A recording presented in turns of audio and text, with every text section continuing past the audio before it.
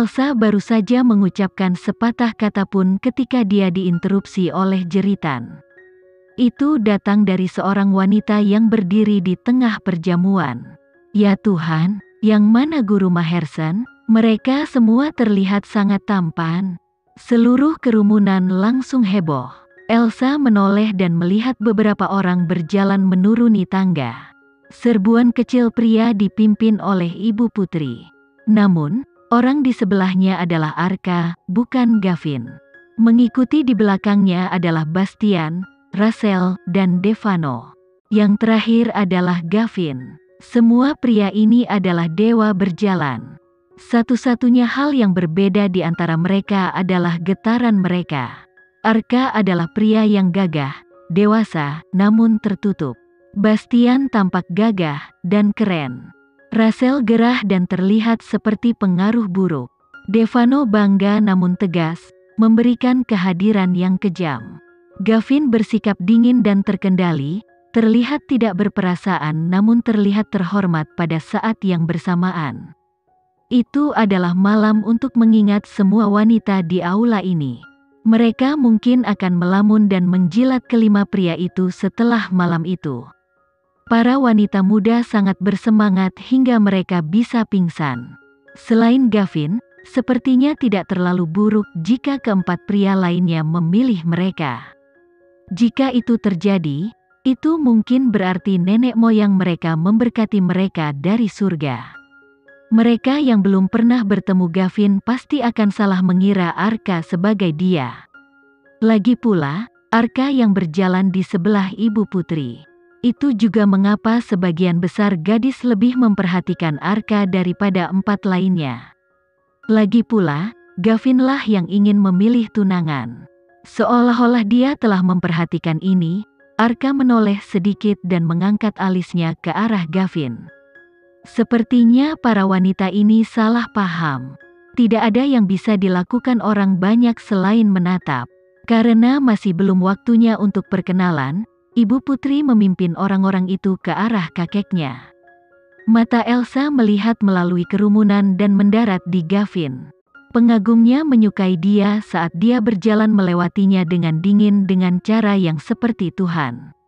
Hatinya langsung berubah pahit. Mario memutuskan untuk menambahkan lebih banyak garam ke lukanya. Apakah kamu melihat itu? Seseorang seperti dia tidak akan pernah memperhatikan orang biasa-biasa saja sepertimu. Ketika Elsa tidak menjawab, dia terus berkata, "Saya laki-laki Elsa. Pria semuanya sama. Jika kakek mengatur jamuan kencan buta untukku sekarang, aku akan tetap menurut meskipun aku tidak mau." Elsa menatap matanya karena dia tidak mengerti kata-katanya. Mengapa?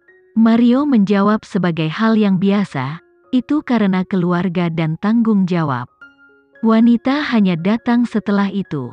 Elsa membalas, itu karena kamu belum pernah mencintai seseorang sebelumnya. Mario tertawa terbahak-bahak. Cinta apa? Katakanlah Gavin benar-benar mencintaimu. Lalu, mengapa dia ikut perjamuan ini? Padahal dia tahu bahwa semua wanita ini ada di sini untuknya. Tujuan Mario adalah melindungi Elsa, dan dia ingin menamparkan akal sehatnya. Sudah waktunya baginya untuk memahami bahwa dia dan Gavin tidak mungkin. Kalau tidak, dia akan sengsara di masa depan. Ayo pergi. Saat Gavin menghilang dari pandangan mereka, Mario bangkit dan menarik Elsa. Dan dia tidak ingin pergi kemana-mana tapi menenangkan pikirannya sejenak. Jangan tarik aku, Mario. Aku ingin sendirian untuk sementara waktu. Mario menjawab, sekarang bukan waktunya. Kamu akan memiliki semua waktu yang kamu butuhkan ketika kamu kembali malam ini. Setelah mengatakan itu, dia dengan paksa menarik Elsa berdiri. Elsa tidak ingin menarik perhatian. Jadi, dia menundukkan kepalanya sedikit, saat dia mengikuti sepupunya dan menuju ke arah Gavin. Gavin mengikuti Ibu Putri ke aula samping lobi utama. Di sana kakeknya, mengenakan tangzuang berwarna merah marun. Orang tua itu dikelilingi oleh orang-orang. Namun, Semuanya sangat kuat dan dapat memengaruhi keadaan ibu kota dengan gerakan kecil. Saat ibu putri berjalan ke arah mereka bersama Gavin dan yang lainnya, orang-orang menganggukkan kepala dan bercanda. Apakah kamu ditakuti oleh semua anak muda malam ini, Gavin? Kamu bahkan tidak repot-repot menunjukkan wajahmu. Orang yang baru saja berbicara adalah kakek dari keluarga Sarenga. Itu adalah kakek dari pihak ayah Devano, Jenderal Tua Wisnu. Ketika Gavin mendengar ini, dia tidak punya pilihan selain maju dari belakang teman-temannya. Dia menjawab dengan sopan, lelucon yang luar biasa, kakek Wisnu. Saya sedang mendiskusikan beberapa hal dengan Gavin dan yang lainnya di lantai atas. Itu sebabnya saya datang terlambat. Tolong jangan tersinggung. Tuan Andre tertawa terbahak-bahak. Saya khawatir semua wanita lain mungkin kehilangan kesabaran mereka sekarang. Duduk di sebelah Tuan Wisnu, Tuan Andre tidak bisa menahan tawa, langsung saja ke intinya dengan dia. Perkenalkan cucu tercintamu kepadanya sekarang. Setelah berkata demikian, seorang wanita yang duduk di sudut berdiri. Gaun putih tergantung di tubuhnya saat dia berdiri dengan anggun dari kursinya. Kemudian, dia berjalan maju dengan anggun dan berdiri di samping Gavin. Wanita itu menatap Tuan Andre sambil tersenyum malu-malu. Tidak perlu untuk itu, kakek Andre. Mata Bastian, Rachel, dan pria lainnya muncul saat wanita itu berdiri. Aduh, siapa yang tahu bahwa Tuan Andre telah membawa harta karun seperti itu?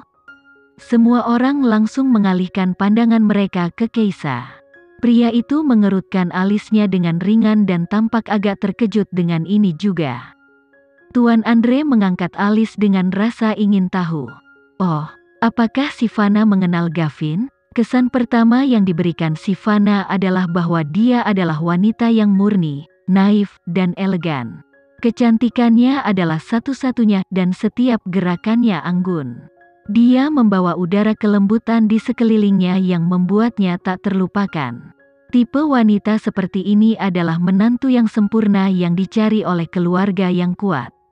Kakek Andre mulai menunjuk setelah dia melihatnya. Jika Gavin menyukainya, maka ini benar-benar pasangan yang dibuat di surga. Dari perkataan Sivana, sepertinya dia dan Gavin adalah teman lama. Kakek Andre sangat gembira dengan pergantian peristiwa yang tidak terduga ini. Setelah pertanyaan kakek Andre, Sivana tersenyum tipis dan menatap Gavin yang dingin di sebelahnya. Kakek Andre dan saya berada di universitas yang sama ketika saya belajar di luar negeri. Dia 2 tahun lebih tua dariku, jadi dia tidak tahu banyak tentangku. Kakek Andre dan kakek Wisnu sangat gembira mendengar penjelasan Sivana. Mengapa kamu tidak menyebutkan ini sebelumnya? Tuan Wisnu mau tidak mau bertanya. Sivana tersenyum dan menjawab, kami belum pernah berbicara sebelumnya, jadi kami tidak dianggap sebagai teman. Kakek Andre tertawa terbahak-bahak. Kalian berdua harus saling mengenal malam ini. Karena kalian berdua lulus dari universitas yang sama, kalian pasti punya banyak hal untuk dibicarakan. Gavin, Sivana adalah juniormu. Jangan abaikan dia, oke?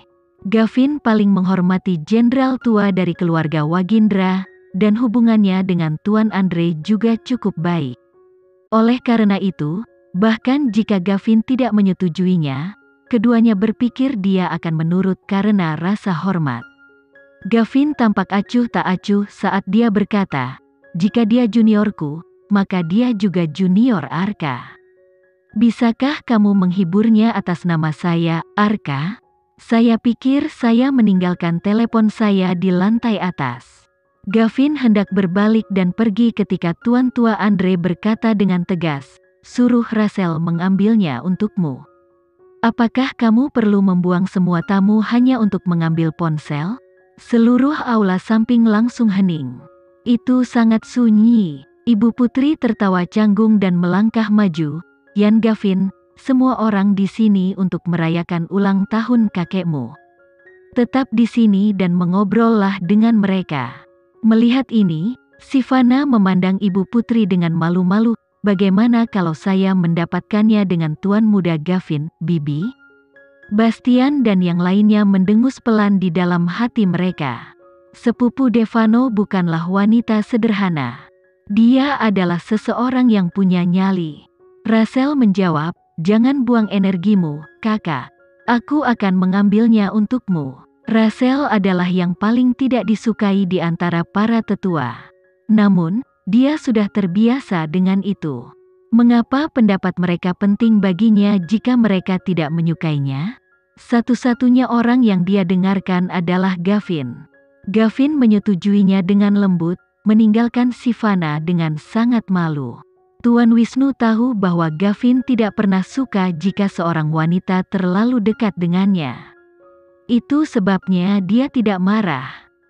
Sekian dulu ya video kali ini, kita lanjutkan lagi videonya di lain waktu.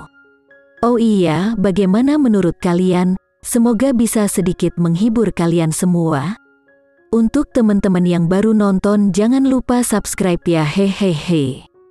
Dan kalau teman-teman ada yang ingin gabung langganan bisa langsung gabung saja untuk dapat fitur yang menarik dan sedikit membantu Mimin. Terima kasih banyak sudah menonton, sampai jumpa lagi, bye bye bye.